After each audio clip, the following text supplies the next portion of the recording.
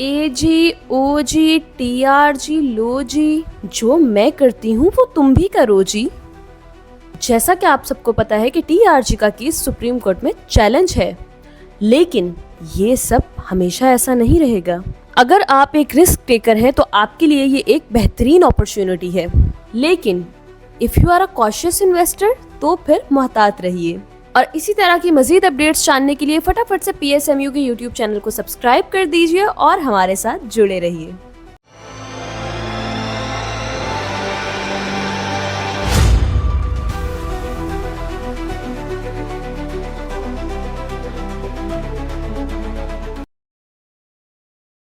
अस्सलाम वालेकुम, मैं हूं नादिया अनवर और आप देख रहे हैं पाकिस्तान शेयर मार्केट अपडेट्स। नाज़रीन, बात करेंगे आज हम एक ऐसे स्टॉक की जो कि जिसके हवाले से जो कहते हैं ना कि आजकल मार्केट में काफ़ी बातें चल रहे हैं, काफ़ी चर्चे चल रहे हैं और जो है काफ़ी लोगों के कुछ उससे रिलेटेड काफ़ी क्वेश्चंस भी हैं, लोग उसमें काम भी कर रहे हैं। आज हम बात करेंगे उसमें कि आखिर उसकी रियल स्टोरी क्या है, उसमें क्या एक्चुअल में हो रहा है और जो है ताकि कुछ पिक्चर क्लियर हो। जी हाँ, मैं बात कर रही हूँ टीआरजी की। और जो है क्योंकि इसमें हमने देखा है कि इसमें जो एक इसमें जो होल्डिंग है, टीआरजी की होल्डिंग जो है जेएस यानी कि जहांगीर सिद्दीकी के पास जो है और वहाँ पर उनके पास होल्डिंग है। प्लस ये कि अभी इसमें हमें काफ़ी मोमेंटम नज़र आ रहा है। फ्यूचर स्टॉन्स क्या है, कैसा रहेगा, इसमें काम करना चाहिए नहीं चाहिए, क्या है, लोग काफ़ी कंफ्यूज हैं। तो आज हमने ये प्रोग्राम कंडक्ट किया है कि ताकि हमें जो है इसके हवाले से एक पिक्चर क्लियर हो और ताकि फिर अकॉर्डिंगली जो है इस स्टॉक के साथ जो है काम किया जा सके। जी हाँ, और आज हमारे साथ मौजूद हैं इस पे बात करने के लिए जी हाँ डॉक्टर मुबशिर रज़ा साहब। जी हाँ बिल्कुल। और जो है जैसे कि मैं हमेशा कहती हूँ, is a bundle of knowledge और जो है माशाल्लाह से इज़ ऑथर और जो है लॉयर भी हैं और जो है फाइनेंशियल मार्केट के ऊपर बहुत अच्छी ग्रिप है। तो आज हम उनसे बात करेंगे, उनसे जानेंगे और जो है उनको वेलकम करने से पहले आप लोगों से मैं ये ज़रूर रिक्वेस्ट करूँगी कि जो है आप लोग मेरे प्रोग्राम्स को ज़्यादा से ज़्यादा लाइक करें, साथ ही साथ मेरे चैनल को सब्सक्राइब करें, साथ में बेल आइकन को भी हिट करें और इसके अलावा आपने इसको शेयर करना है सबके साथ ताकि लोगों को इन्वेस्टमेंट की और साथ ही साथ फाइनेंशियल मार्केट की अवेयरनेस हो। तो चलिए जी, चलते हैं अपने गेस्ट की तरफ, उनको वेलकम करते हैं। अस्सलाम वालेकुम सर। वालेकुम सलाम नादिया। कैसे हैं सर आप? अल्लाह का शुक्र है। सर, आज हम बात करने वाले हैं टीआरजी के ऊपर। जैसे कि आजकल बहुत ज़्यादा जो है इसके ऊपर बातें हो रही हैं। इसके ऊपर हम एक जो है एक एक्टिविटी भी देख रहे हैं इस स्टॉक में। थोड़ा-सा बताएँ कि और इसकी जैसे कि मैंने अभी बताया भी कि इसकी जो है होल्डिंग भी पड़ी हुई है जहांगीर सिद्दीकी के पास। तो मुझे ज़रा ये बताएँ कि क्या इसकी एक्चुअल पिक्चर है जो हमारे इन्वेस्टर्स हैं वो इसमें क्या कर सकते हैं, कितना काम कर सकते हैं, किस तरह से? मैं चाहूँगी कि थोड़ा-सा डिटेल आप जो है शेयर करें। देखिए नादिया, पहले मैं आपको बताता हूँ कि टीआरजी है क्या चीज। ये टीआरजी दी रिसोर्स ग्रुप का नाम है। इसका हुँ, नाम है दी रिसोर्स ग्रुप। ओके। अच्छा, ये एक शख्स है जो कि अमेरिका में पैदा हुआ। उसका नाम था जिया चिश्ती। हुँ, जिया चिश्ती ने इसको पाकिस्तान में बनाया 2002 के अंदर। हुँ, ये स्टॉक मार्केट में रजिस्टर हुई 2003 में। ठीक है। अब जरा सा बैकग्राउंड को देखिए कि 2000 जो वो वक्त है जब 9/11 हो चुका था हुँ, और 9/11 होने की वजह से पाकिस्तान और अमेरिका बहुत एक दूसरे के करीब थे। अमेरिका की हर किस्म की फंडिंग पाकिस्तान को मिल रही थी और पाकिस्तानियों को अमेरिका के अंदर बहुत ज़्यादा आसानियाँ थी।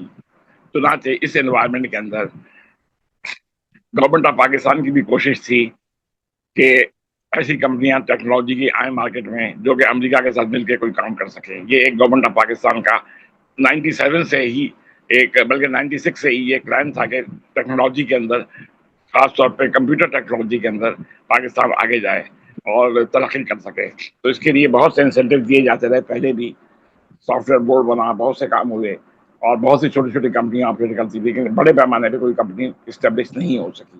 बहरहाल ये कंपनी इस्टेब्लिश हुई।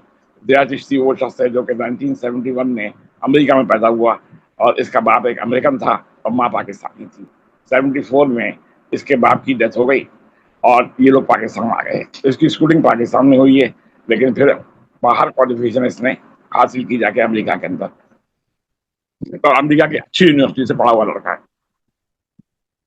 सही। ये नौजवान फाउंडर है टीआरजी का जो है, ठीक है जी। टी ठीक। टीआरजी जो है वो बोर्ड के अंदर जब पहला बोर्ड बना तो उसके अंदर जिया हाँ। चिश्ती थे, मिस्टर खिलजी थे, और उस हुसैन असलम थे। ये तीन आदमियों ने बोर्ड के अंदर काम शुरू किया। अच्छा, मिस्टर खिलजी का ताल्लुक भी लाहौर से है, जिया सही। चिश्ती भी लाहौर के अंदर ही बेसिक एजुकेशन हासिल की है इन्होंने, हाँ। और मेरा ख्याल इस वजह से इनकी एसोसिएशन हो गई। 2003 में ये स्टॉक मार्केट में रजिस्टर हो गए, और इनका जो आइडिया था वो ये था कि पाकिस्तान में ये कंपनी रजिस्टर होगी और टेक्नोलॉजी का काम हासिल करेगी बाहर के मुल्कों से, ये नहीं कि यूके, यूएसए और दीगर जो डेवलप्ड कंट्रीज हैं उनसे टेक्नोलॉजी काम हासिल करेगी। टेक्नोलॉजी काम में क्या क्या चीज़ें हैं, वर्ल्ड कॉल सेंटर थे, मार्केटिंग थी, अच्छा एक चीज़ होती है कस्टमर केयर। कस्टमर केयर एक चीज़ होती है, कस्टमर केयर में यहाँ तो पाकिस्तान में तो इतना नहीं है कस्टमर केयर का रवाज, लेकिन अमेरिका में या यूरोप में बहुत है। कस्टमर केयर में ये होता है कि जब आपका कोई कंप्लेंट कस्टमर्स होते हैं मुख्तलिफ बड़ी बड़ी हम्म। कंपनी, तो मुसलसल कोई ना कोई आदमी होता है जो उनसे रब्ता रखता है और उनसे पूछता रहता है कि हमारी प्रोडक्ट के बारे में, हमारी सर्विसेज के बारे में आपकी कोई शिकायत तो नहीं है, क्या राय है आपकी, क्या सजेशंस हैं, हम क्या सही। कर सकते हैं फर्दर इम्प्रूवमेंट। हाँ। और अगर उनकी कोई प्रॉब्लम होती है तो उसको रिजॉल्व करने की कोशिश करता है।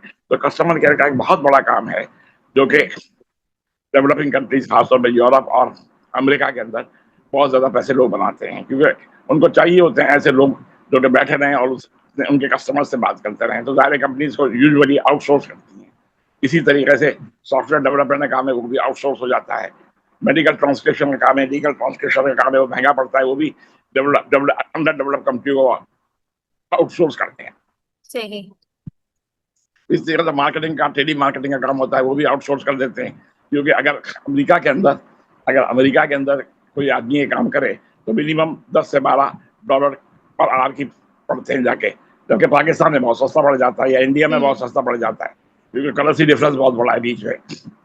हमारा 280 का ऐसा डॉलर है, और उस जमाने में भी बहुत महंगा डॉलर था 12। तो वहां से इस चीजों की तरफ इन लोगों ने तवज्जो दी, और अमेरिका के अंदर इन्होंने इस काम को स्टार्ट किया। 40% शेयर इन्होंने हासिल किए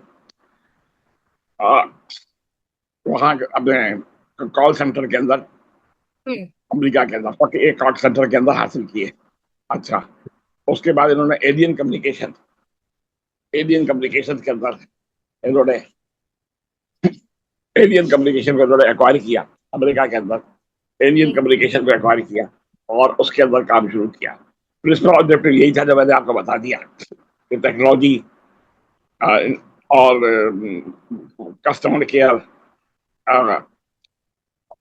ऑपरेशन अमेरिका के अंदर करना, और इन्वेस्टमेंट जो थी वो पाकिस्तान से इन्होंने हासिल की। पाकिस्तान में स्टॉक में रजिस्टर हुए, यहाँ से इनको सही। इन्वेस्टमेंट मिल गई स्टॉक मार्केट से जो है, और इन्होंने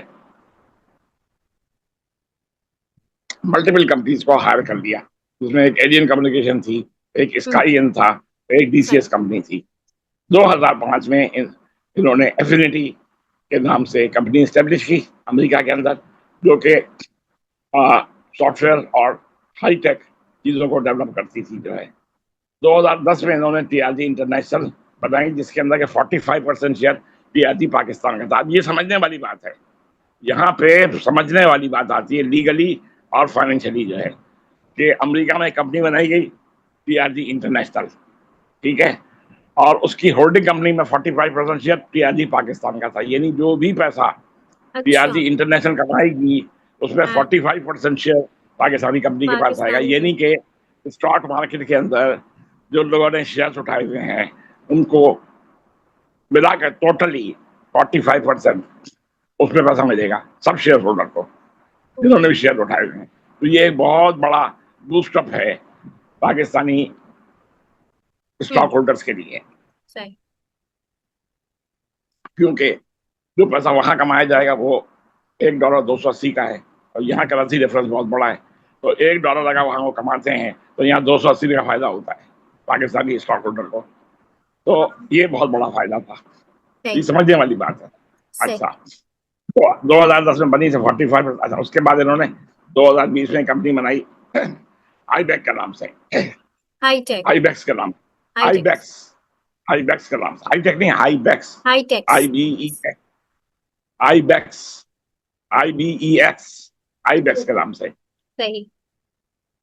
उसके अंदर दोनों कंपनीज आ गई, एफिनिटी भी आ गई और आईबैक्स भी आ गई। अच्छा, एफिनिटी के पास इस वक्त जो है, ये समझने वाली बात है और समझने की जरूरत है, एफिनिटी के पैसा प्रॉफिट जो है वो 1.5 बिलियन की कंपनी है।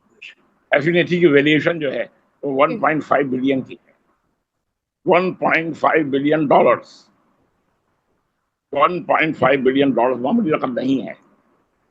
और आईबैक्स की जो वैल्यूएशन है वो है 500 मिलियन डॉलर। एफिनिटी 1.5 बिलियन है और आईबैक्स है 500 मिलियन। तो ये बहुत बड़ा ह्यूज गोल्ड माइन है, दोनों जो है डॉलर्स के अंदर है दोनों जो है। तो अगर इसको पाकिस्तानी रुपए में मल्टीप्लाई करेंगी तो ये बहुत बड़ा अमाउंट बन जाता है, जो है बहुत बड़ा अमाउंट बन जाता है। इसीलिए हम TRG कहते हैं गोल्ड माइन, ओके। सही। और इसीलिए लोगों का इंटरेस्ट बहुत है इसके अंदर।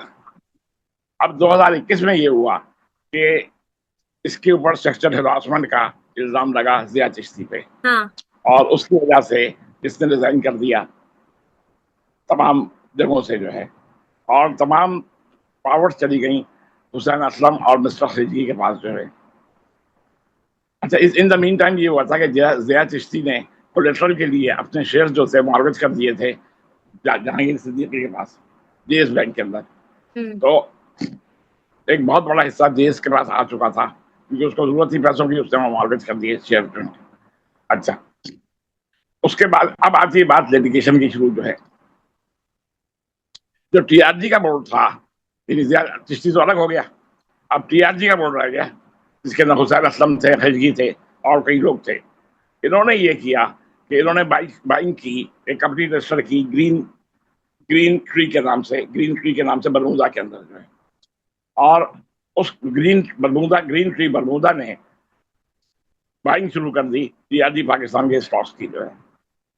बात को समझें, अच्छा। लोगों को समझाने के लिए दोबारा रिपीट कर रहा हूँ हाँ। कि TRG का जो ग्रुप था पाकिस्तान का, हाँ। उन्होंने ग्रीन ट्री के नाम से एक कंपनी अमेरिका में रजिस्टर कराई जो होल्डिंग कंपनी थी, और उन्होंने बाइंग शुरू कर दी TRG स्टॉक्स की पाकिस्तान के अंदर। जब ये चीज नॉलेज में आई जिया चिश्ती के, तो उन्होंने केस फाइल किया कि ये वायलेशन हो रही है सेक्शन 86 कंपनी एक्ट की जो है 2017 की। कंपनी एक्ट 2017 का 86 सेक्शन का 2 ये कहता है और कि बोर्ड के लोग कंपनी के पैसे से अपने लिए बाइंग नहीं कर सकते, ओके। सही। और दैट इज अफेक्ट। वरना तो हर कंपनी के बोर्ड के अंदर जो लोग बैठे हैं वो कंपनी के पैसों को शेयर उठा लें और हाँ बिल्कुल। 100% शेयर उनके पास चले जाए। तो स्टॉक होल्डर, जो मैग्नेटिक स्टॉक होल्डर है, वो तो मारे जाएंगे, उनको तो कुछ भी नहीं मिलेगा उसके बाद। ऐसे तो ये ही। कोड ऑफ कॉर्पोरेट गवर्नेंस के भी खिलाफ है और ये तमाम लॉ के खिलाफ है, वैसे भी अखलाकी तौर पर भी मुनासिब नहीं है। तो जब ये केस फाइल हुआ तो हाई कोर्ट ने यह ऑर्डर कर दिया, कोर्ट ने ऑर्डर कर दिया कि ये जो है वो वोटिंग राइट्स इसके नहीं होंगे। 30% शेयर थे जिनको एडमिनिस्ट्रेटर को दे दिया गया कि ये शेयर जो हैं ये वोटिंग राइट्स में यूज नहीं हो सकते। ठीक है, तो अब यानी एक्चुअल TRG के पास शेयर्स रहेगा, टोटल शेयर्स का 70% जो है, 30% तो बैन हो गए कि वो वोटिंग के अंदर इस्तेमाल नहीं हो सकते जो है। नहीं हो ठीक सकते। है, सही। हाँ इससे हाँ। पहले एक चीज और बताऊं आपको कि एक केस और फाइल हुआ था जिया चिश्ती के अगेंस्ट जो है, जो कि 7-11 पे 7 और रूल 7 सेक्शन 11 के ऊपर जो है CPC के तहत डिसमिस हो गया। उसके अंदर ये था, इन लोगों ने फाइल किया था, बोर्ड वालों ने, कि जिया चिश्ती और जहांगीर सिद्दीकी मिल के केस उठा रहे हैं। तो ये केस हाईकोर्ट ने डिसमिस कर दिया कि इसके अंदर कोई ग्राउंड नहीं थी, ना ही कोई वो साबित कर सके कि कोई प्राइमा फेसीली, यानी बज़ाहिर कोई ऐसी सब्सटेंशियल चीज हो जिससे कि ये अंदाजा होता है कि ये इस काबिल है कि इसके चलाया जा सकता है जो है। चुनाचे ये केस डिसमिस हो गया। लेकिन इस केस के ऊपर ऑर्डर हो गया जो जिया चिश्ती ने फाइल किया था कि 2017 कंपनीज एक्ट के तहत कि जी ग्रीन ट्री के पास जो होल्डिंग है वो वोटिंग के अंदर कम नहीं हो सकती। आप लोगों आपको बात समझ आ गई है ना मेरी? ये जी जी दोबारा बिल्कुल। रिपीट करूं? बिल्कुल क्लियर हो गई? नहीं नहीं, क्लियर है, दो ठीक हजार है। क्लियर हो गई? ये अब 2025 के अंदर इन्होंने 2000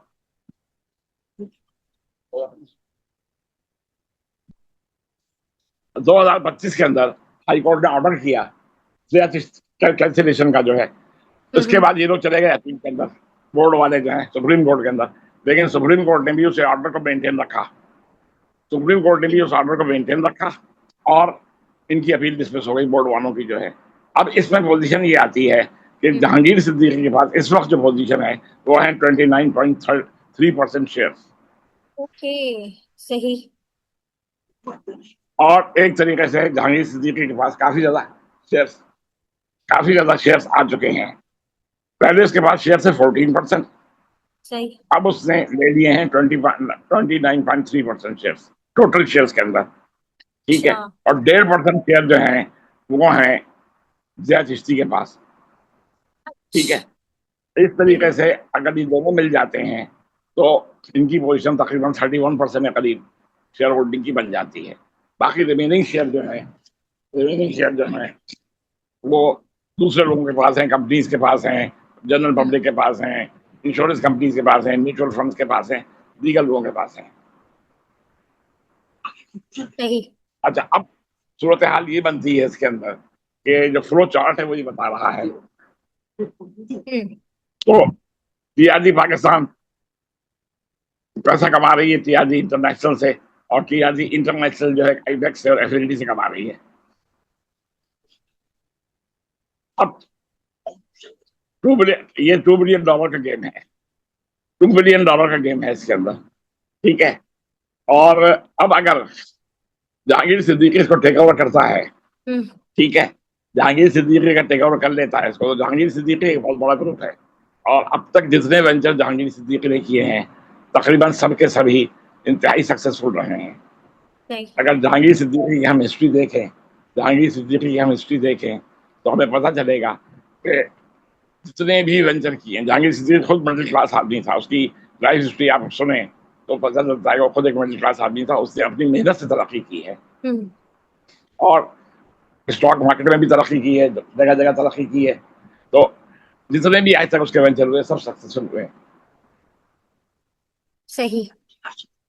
तो अब केआरजी की जो वैल्यूशन है वो $200 मिलियन के करीब बन रही है जाके जो है। ठीक है। सही है। और क्योंकि अगर जहांगीर सिद्दीकी इसको टेक ओवर कर लेता है, सही तरीके से चलती है, तो पाकिस्तान पैसा आएगा सारा जो है, जो टीआरजी इंटरनेशनल का पैसा है वो पाकिस्तान हम्म। आना शुरू हो जाएगा। तो अगर पाकिस्तान से 45% पैसा आता है तो स्टॉक होल्डर्स की बेतहाशा डिविडेंड मिलने का चांसेस है इनको जो है, ओके। बेतहाशा डिविडेंड मिलने के चांसेस है। अच्छा, अगर पैसा नहीं भी आता फॉर एग्जाम्पल और काम बड़े पैमाने पे शुरू हो जाता तो भी इनफ्लो बहुत बड़ा हो जाएगा पैसे का जो है। ठीक है। अगर ये उसमें से थोड़ा पोर्शन भी देते हैं तो भी बहुत बड़ा पैसा बनता है स्टॉक होल्डर डिविडेंड की शक्ल में। और सेल ऑफ एसेट अगर हो जाती है, एफिनिटी बेच देते हैं हाँ। और दूसरा कंपनी बेचते हैं तो बहुत $200 मिलियन पाकिस्तान आ जाएगा जो है। ओह। $2 बिलियन पाकिस्तान आ जाएगा। अब $2 बिलियन का मतलब आपको पता है कि पाकिस्तान की इकोनॉमी से बड़ा पैसा ही जो है। तो इसलिए टीआरजी को हम एक गोल्ड माइन कहते हैं। लेकिन ये तो ठीक है। थी पॉजिटिव पॉजिटिव साइड जो हमने बताई। लेकिन सही इसकी है। कुछ नेगेटिव साइड भी है। हाँ। अगर ये लिटिगेशन बढ़ जाती है अगर ये लिटिगेशन बढ़ जाती है और जहांगीर सिद्दीकी और ये ज़िया चिश्ती वाले हाथ नहीं मिलाते हैं आपस में, हम्म। तो फिर ये मामला प्रोलॉन्ग हो जाएगा जो है। अच्छा। और अगर ये प्रोलॉन्ग होता है तो शेयर होल्डर्स को वेट करना पड़ेगा उस वक्त तक, वेट।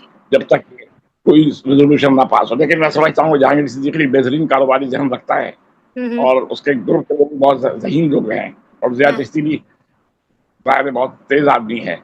तो ये सही। लोग इस तरह की कोई हरकत नहीं करेंगे जिससे शेयर होल्डर्स के ये इंटरेस्ट को डैमेज हो जो है, और इनके इंटरेस्ट को भी डैमेज हो। बस मैंने कहा आप लोगों को ये डिटेल्स दे दूँ जो है। सही सही, बिल्कुल ग्रेट, जबरदस्त। और जो है आई थिंक कि अब जो हमारे जो इन्वेस्टर्स हैं उनके ये पिक्चर वाकई क्लियर हो चुकी होगी कि आया इसमें जो है हमें काम करना है कि नहीं करना है। और वाकई अगर आपकी होल्डिंग कैपेसिटी है तो it's a gold mine for all. और thank you so much doctor Mubashir साहब, आपका बहुत शुक्रिया एक बार फिर इतनी अच्छी इन्फॉर्मेशन हमारे साथ शेयर करने का। और जो है नाज़रीन, यहाँ पे लूंगी मैं इजाजत। इंशाल्लाह आप लोगों से फिर मुलाकात होगी, तब तक के लिए अल्लाह हाफिज।